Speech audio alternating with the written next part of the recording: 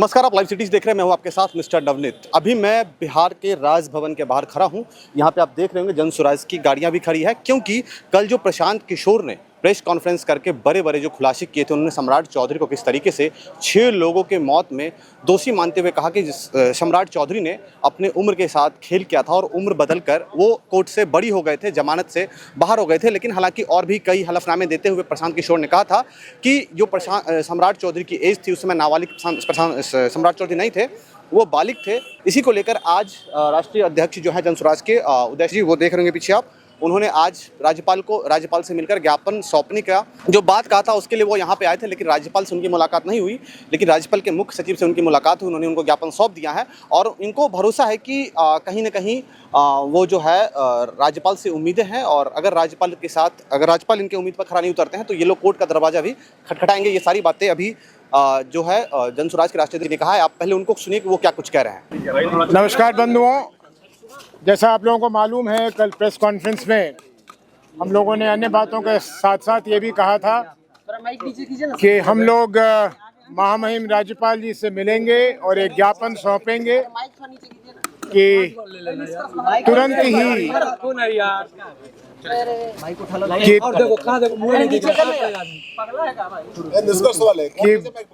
कि बिना विलंब के हमारे महामहिम राज्यपाल जी को हमारे राज्य के उप मुख्यमंत्री श्री सम्राट चौधरी जी पर एक्शन लेना चाहिए, उन्हें बर्खास्त करना चाहिए, क्योंकि जिस संगीन अपराध में वो फंसे हुए थे और जिस गलत ढंग से अपने उम्र को कम दिखाकर वो बाहर निकले हैं, ये हमारे संविधान के लिए एक मजाक बना हुआ है। और इसी संदर्भ में हम लोगों ने समय मांगा था महामहिम राज्यपाल जी से, समय हमें मिला था। लेकिन हमें बहुत खेद है कि अभी जब हम गए तो हमसे राज्यपाल जी नहीं मिले, लेकिन उनके जो मुख्य सचिव हैं या जो भी उन प्रधान सचिव हैं वो हमसे मिले। हम लोगों ने अपना ज्ञापन सौंप दिया। ज्ञापन के साथ साथ उन्हें एक प्रति वो भी दे दी जो पत्र हमने, जैसा कल कहा था, हमने आदरणीय प्रधानमंत्री जी को भी लिख के भेजा है। उनसे भी मांग किया है कि वो तुरंत इसकी जांच करवाकर जो उचित कदम है वो उठाएं। और जैसा हम लोगों ने कल कहा था, फिर उसे दोहरा दें कि अगर हमें निराशा प्राप्त होगी प्रधानमंत्री जी के यहाँ से और महामहिम के यहाँ से, तो फिर शीघ्र हम लोग न्यायालय का दरवाज़ा भी खटखटाएंगे, क्योंकि ये बिहार के साथ ही नहीं, ये पूरे देश के साथ, हमारे देश के संविधान के साथ एक बहुत क्रूर मजाक है कि ऐसे व्यक्ति हमारे राज्य के उप मुख्यमंत्री बने हुए हैं। और हैरानी इस बात की है कि शायद अनजाने में हमारे देश के आदरणीय गृह मंत्री जब आते हैं तो उनके साथ सम्राट चौधरी साहब घूमते हुए दिखे जाते हैं, तो ये हम लोगों के लिए बहुत दुखद है। कोई प्रश्न?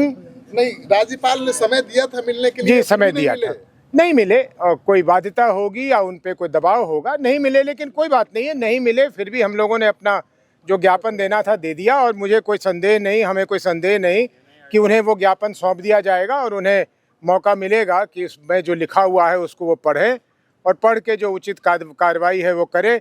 नहीं करेंगे तो जैसा हमने कहा कि फिर हम न्यायालय का दरवाजा खटखटाएंगे। तो सबसे मिलते हैं, आम खास सबसे, आपसे क्यों नहीं मिले? चलिए, हो सकता है कि हम लोगों में कोई और ज्यादा खास बात हो कि नहीं मिलना चाह रहे हो, तो कोई बात नहीं। अच्छा, ज्ञापन शिल्पी राज मामले को भी लेकर भी था? जी नहीं, ज्ञापन में हमने सिर्फ जो मांग किया है वो किया है। सरकार कुछ इस पे लेगी? इस सरकार से तो उम्मीद नहीं है, लेनी तो चाहिए, लेकिन हमें केंद्र की सरकार से बहुत भरोसा है, केंद्र की सरकार पर भरोसा है।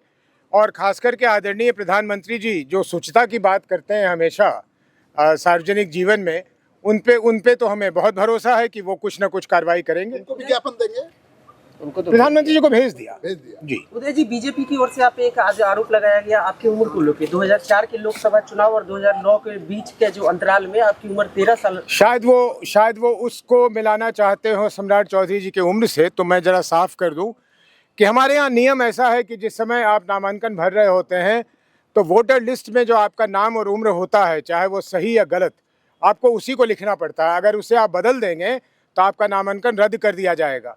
और अब ये ठीक है या गलत, लेकिन नियम ये है या प्रावधान ये है कि उस नामांकन पत्र के साथ आप कुछ संलग्न भी नहीं कर सकते हैं कि भाई मेरी उम्र इतनी है या इतनी है, उसको आप ठीक भी नहीं कर सकते।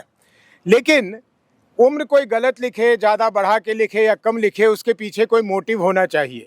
तो उदय सिंह को 44 या 54 या 64 लिखने में उनके लिए कोई उसमें लाभ और हानि का सवाल नहीं था। मुझे कोई कॉम्पिटिटिव एग्ज़ाम नहीं देना था जिसमें मैं अपना उम्र कम कर दूं तो मैं कॉम्पिटिटिव एग्ज़ाम में बैठ जाऊं, या कहीं मुझे कुछ प्राप्त नहीं करनी थी।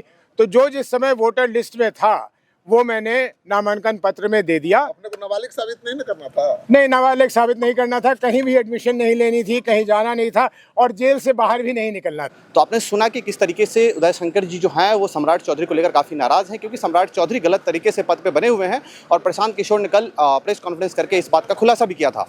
हालांकि वो भी राजभवन से निकले हैं, राजभवन में राज्यपाल से मुलाकात नहीं हो पाई है, लेकिन मुख्य सचिव से मुलाकात हुई है और मुलाकात के बाद तमाम बातें बाहर आकर उन्होंने रखा है। अब देखना होगा आगे क्या कुछ होता है। तब तक बने रहिए, आपका बहुत बहुत धन्यवाद।